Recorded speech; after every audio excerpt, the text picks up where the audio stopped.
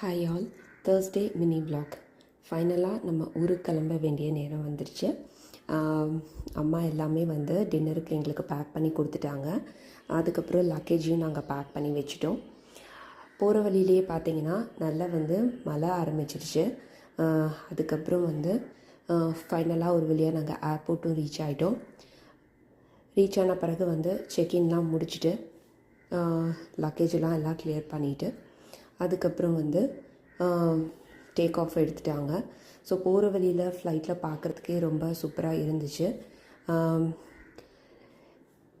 So நல்லா ஜாலியாக அம்மா வீட்டில் இருந்தாச்சு ஒரு 2 வீக்ஸு.